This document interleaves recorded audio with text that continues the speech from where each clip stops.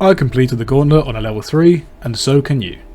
Okay, fair enough, you caught me, there is a catch. Technically I have completed the Gauntlet on a level 3, and I'll show you how, but sadly I'm not ready. The explanation in this video isn't just limited to the Gauntlet. You can practice any content in game on level 3 and above, but with some gear restrictions. If you weren't aware, there are quest speedrunning worlds in the game. These allow anyone to practice quests on the list, or the clue is in the name, speedrun them. The interesting thing is you don't need to have completed the quest in the main game, and you don't need any of the requirements either. So here enters into the room our friend little Billy. Billy just made his account and he got his mum to pay for membership without even leveling a single skill. He's a level 3 and can do any of the quests on the speedrunning list. By selecting a quest speedrunning world, you'll be hopped to a different save profile. Here you can select any quest on the list and you'll be teleported to the start. You'll receive stats, gear, and also some items in the bank. Now at this point you can go anywhere you like in game, as long as the content is unlocked. We could go God Wars, Wieldy Bosses. I thought this was the perfect time for anyone that doesn't have access to the Gauntlet in the main game to unlock it and practice. However, there isn't the Song of the Elves on the quest list.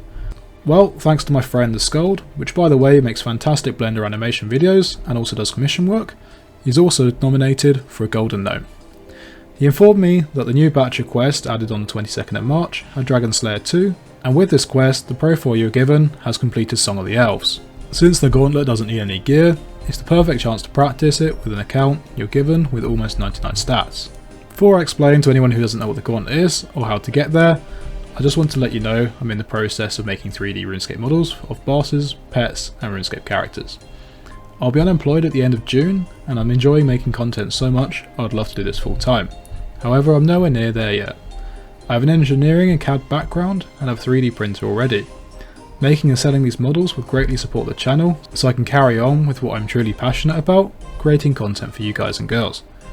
Some of you pointed out Crumb being the original person to do this. I love Crumb's videos and I've watched him for years. I've meshed him out of respect, as I won't lie, I've copied his idea. My 3D printer gives incredible detail and these are all painted by hand with love and care. If you do want to support me and are interested in any of the bosses, pets or characters, pop me a message on Discord. If all goes well, I'll be opening a shop in the near future. So, back to the video. I'll keep this brief due to, as I'm sure most of you knowing what the Gauntlet is, but for anyone who doesn't, I'll leave a link to Gnomemonkey's guide in the description, which is incredibly in-depth and very high quality. The Gauntlet is available after completing the Grandmaster endgame quest, Song of the Elves. If you've ever played Dungeoneering and RS3, the Gauntlet will feel very similar.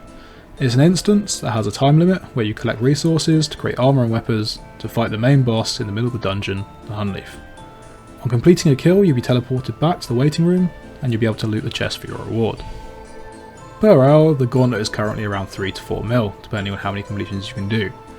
The best part about it is though, you need no gear or money at all. It's fantastic for rebuilding, or if you haven't got time for a long gaming session, but you want to make some quick cash, you can jump in for one completion for around 10 minutes. In the main game, usually to get the Gauntlet, you'll use a teleport to Prifddinas, or using your player-owned house.